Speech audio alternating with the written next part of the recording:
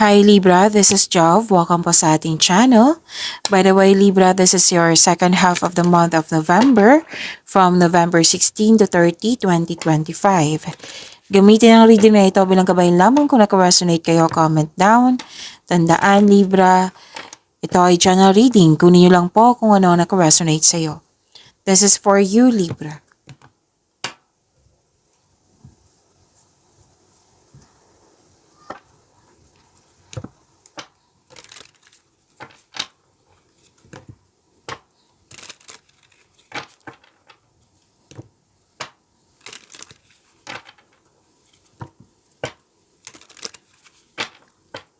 Para po ito sa iyo, Libra, ngayong November 16 to 30, 2025.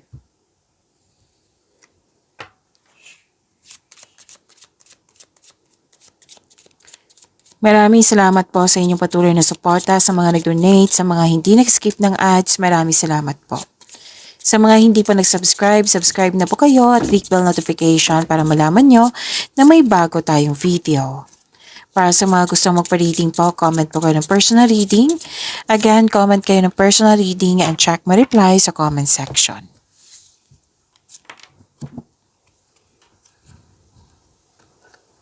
You have the power, authority, and protection. May nag-uusap dito na isang mother figure or di kaya yung nag-uusap tungkol sa business, malaking business or sa career and finances nyo po. You have strength. Oo, you have strength. You have the power. Oh, actually nakita ko dito na overcome mo itong fear, doubt, hesitation, anxiety, pag-alala, or overthinking or overanalyzing. Na-overcome nyo po.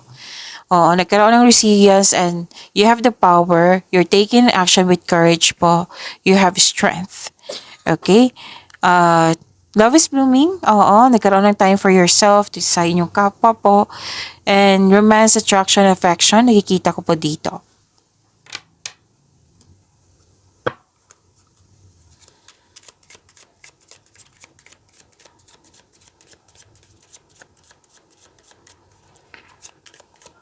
Energy po ni Libra ay November 16 to 30, 2025.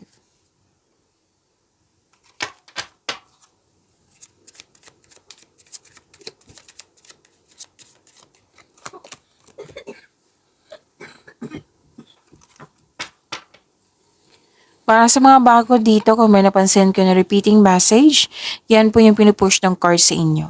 Like for example, nanood kayo sa inyong monthly Kabaitar reading weekly, daily at dito din, at may napansin ko na repeating message, yan po yung pinupush ng card sa inyo na kailangan yung bigyan ng atensyon, solusyon at aksyon kung maaari po. So na yung energy ni Libra.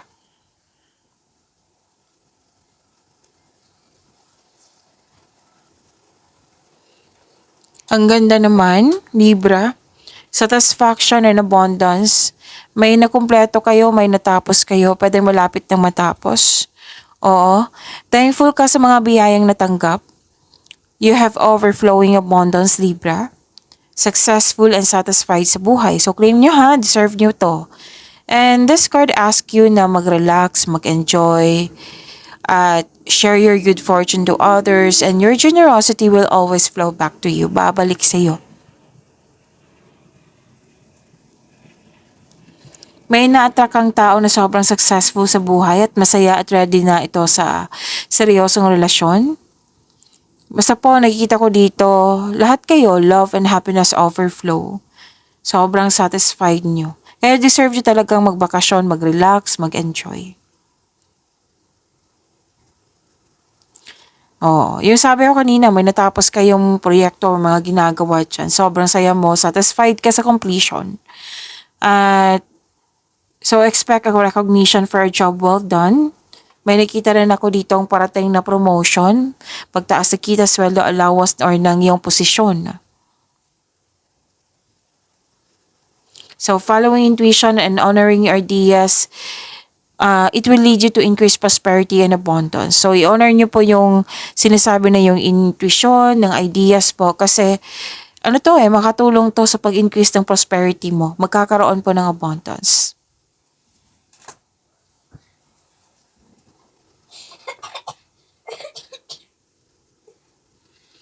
Your health is improving also and you're welcoming overall feelings and happiness and joy. So yun po, make a wish and continue to follow your intuition para mag-guide ka patungo sa right path. Okay, so this card signals of abundance in all areas of your life. Claim nyo ha, ang ganda po. Abundance and satisfaction.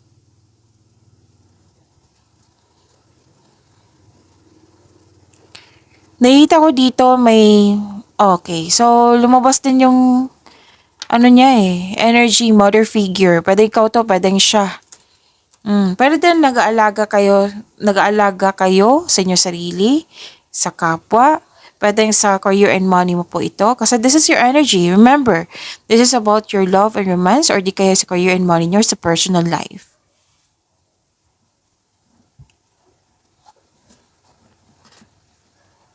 So you have a wonderful, okay, you have a wonderful romance, loving, maalaga, at compassionate kayo. Oo. Pwedeng siya, pwedeng ikaw to. Pwedeng ito yung parating sa iyo, sa mga single dyan, na marunong magbalansa sa kanyang emotion.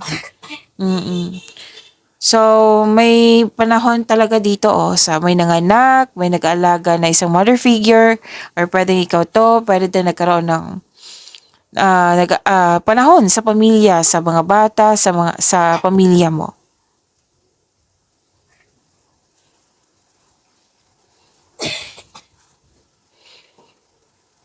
Marami kang naisip na bagong ideas po para sa ikakabuti ng mga sa inyong love life ba? Pero most likely ito sa career and money.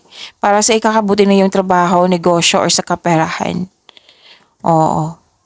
So, yun po. I-honor niyo po ha kanina, di ba sabi kanina na may increase yung prosperity mo and abundance pag ipagpatuloy mo yung pag-honor mo sa mga ideas mo, sa mga mensahe ng iyong intuition. Oo. So, dalawang card na mismo nagsabi niyan.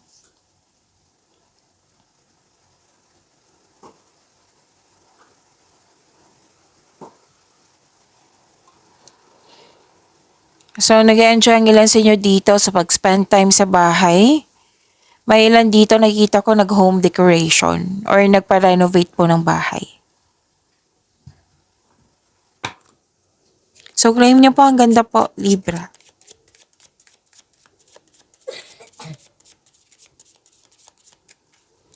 Career and money po ni Libra.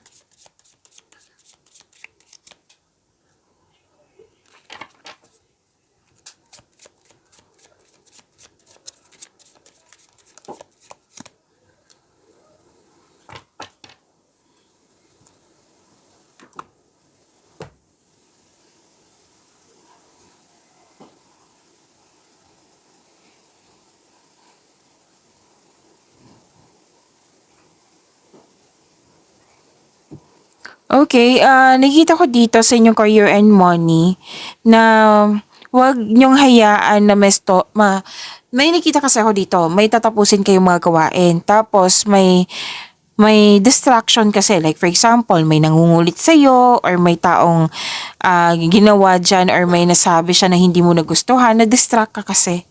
Oo. So, sabi ng card dito na wag niyong hayaan na mastorbo kayo kasi may tatapusin kayo mga nagawain. Pwede din naman may tutos sa'yo sa inyong desisyon, ideas, or plano.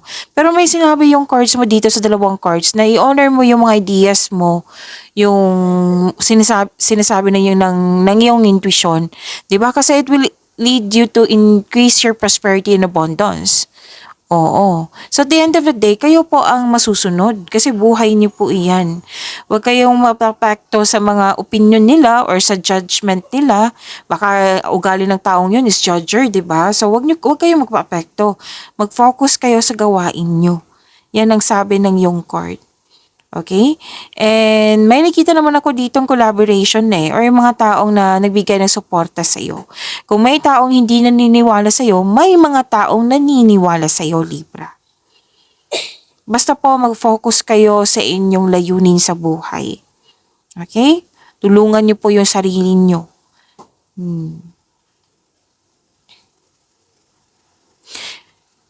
Oo, kasi nakikita ko dito na naapektuhan ka, hindi ka komportable. You must process this kind of emotion. Oo. May mga tao talaga each of us may sariling opinion. Pero choice nila yun na maging masama, di ba? So, piliin nyo po yung maging mabuti. Like, maging mabuti sa inyong sarili. Mag-focus kayo sa inyong gawain. Okay? Pwede din na kailangan ng acceptance or free yourself from this kind of emotion. Oo, kailangan ng healing Pagalangin, palayain yung sarili mo. Kailangan mo ng recovery, freedom po. So, yan po sabi ng card, kailangan ng i-process mo to, your emotion is valid. Wala namang masama kung nasaktan ka. Pero, hindi ibig sabihin na mag-stop ka. Oo. So, you have to move forward into a new direction sa inyong buhay. Kailangan po ng healing. Hindi ibig sabihin na may nangyari na hindi mo nagustuhan, tapos hihinto ka na. Pagpatuloy mo rin yung mga ginagawa mo. Tapos sabi ng yung card, ingatan niyo po yung kaperahan niyo. Oo, yung ipagpatuloy niyo pong alagaan yung posisyon niyo. Yan. May new direction Dalawang card po nagsabi dito. New direction sa inyong career and money.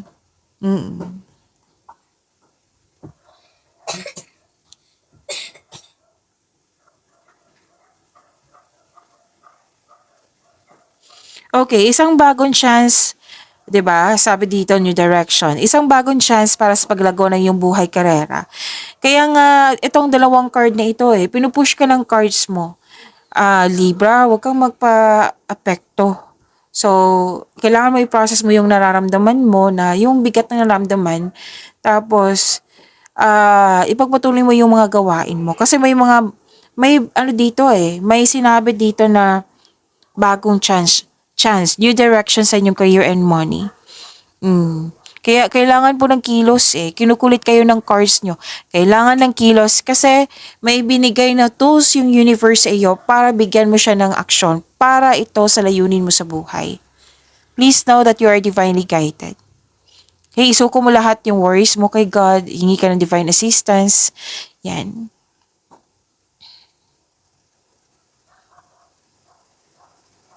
May nakita nga ako ditong kasosyo or magbigay ng puhunan or di kaya pwedeng nagbigay ng ideas. Pwede din po moral support. Yan. Ito yung dahilan na yung magiging ma-motivate ka. Kasi nga may mga tao na naniniwala sa iyo. Oo. So, yun po ang bagong pagkakataon, which is maganda. Tapos, ipagpatuloy niyo pong makinig sa inyong intuition kasi makatulong to. Okay? Makatulong to sa paggawa ng desisyon kasi gagawa ka ng malaking desisyon po dito.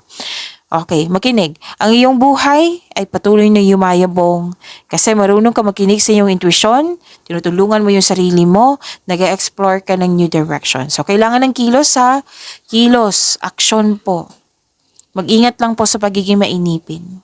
So, dalawang card mismo nagsabi dito na you have a very supportive person na tutulungan ka talaga ng taong ito para makamit yung layunin mo sa buhay. So, kung magkaroon kayo ng yung bigat ng naramdaman, yung sinabi ko kanina, kailangan mong i-process yan. Kailangan ng recovery. Kinukulot kayo ng card nyo dito. Recovery talaga at freedom. Kasi kung malalampasan mo to, yun nga, new direction. At itong new direction na ito, may potential talaga na magiging na magkakaroon siya ng victory.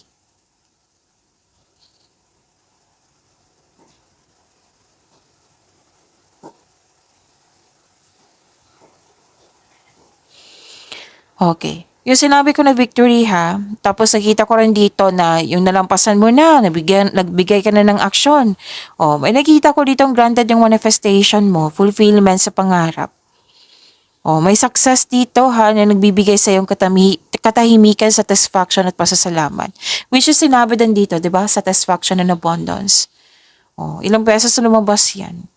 Yan yung i-claim nyo. Okay? Yun po success in workplace and home. I-acknowledge nyo po yung nabigay ng suporta sa iyo kasi may mga supportive sa iyo dito Marami talagang naniniwala sa iyo. Kung ikaw ay may balak mag-change career, know that you have a very supportive group of people. Mm.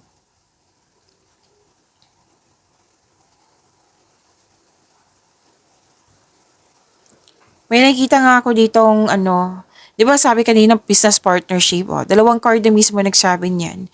Or di kaya ay job opportunity. So sabi ng card dito, yung chances na dumating sa inyo, i-grab mo talaga. Bigyan ng aksyon. Kasi ilang beses na lumabas dito sa cards mo na magbibigay ito ng financial growth sa iyo. May potential po. Kaya lang, nakadepende to sa inyong sipag.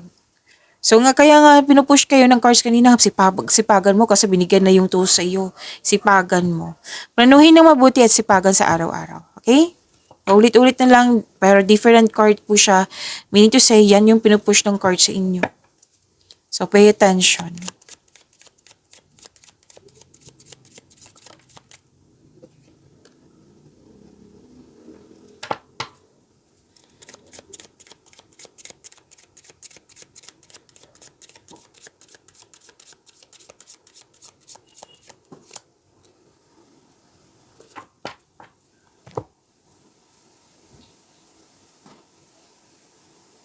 Okay, so this is about your love life, self-love, partnership, and romance.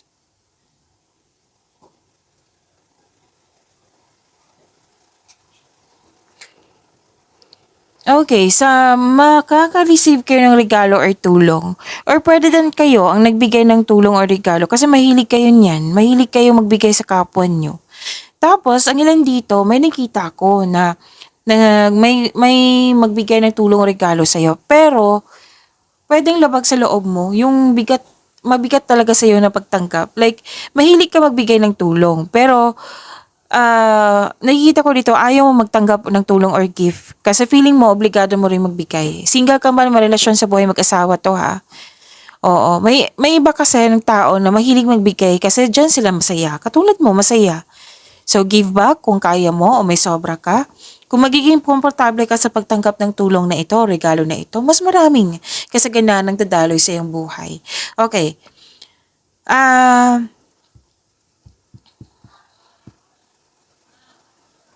Libra, may sasabihin ako.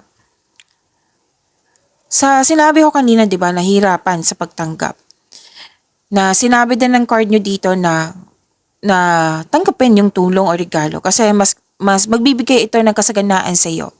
Now, this gift or tulong na para sa iyo, tanggapin mo kung pwede po, kung okay sa iyo. Kasi ibinigay ito ng universe sa iyo. Okay? Ibinigay ni universe ito sa pamagitan sa isang tao para ibigay sa iyo. Okay? Kasi blessings kasi yan Blessings is a positive energy.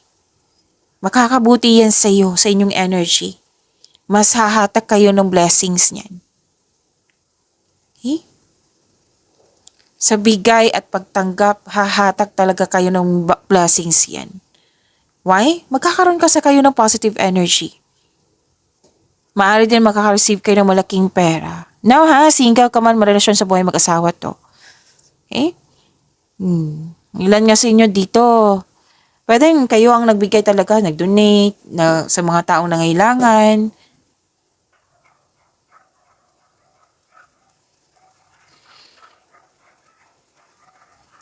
Para sa mga single, you need time alone, parang perfect time sa iyo na maglaan ng oras sa sarili. Kumbaga, hindi prior sa iyo ngayon na magkaroon ng relasyon, yung pumasok sa buhay ng pag-ibig. Gusto mong i-prior mo talaga yung sarili mo. Okay? Para sa mga relasyon sa buhay mag-asawa,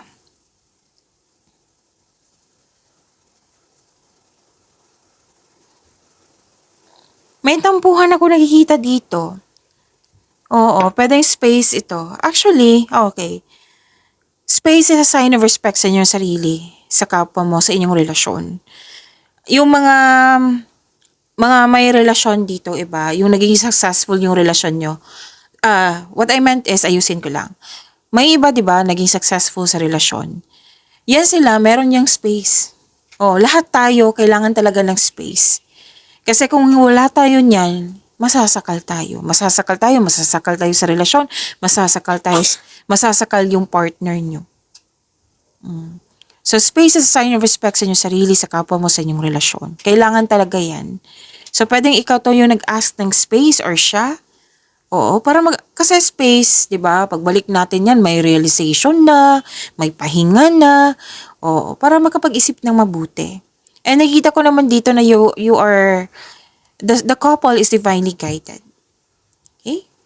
So, yun po. Pag-imanin niyo po yung blessings sa binigay sa inyo. Libra, see you tomorrow. Maraming salamat po.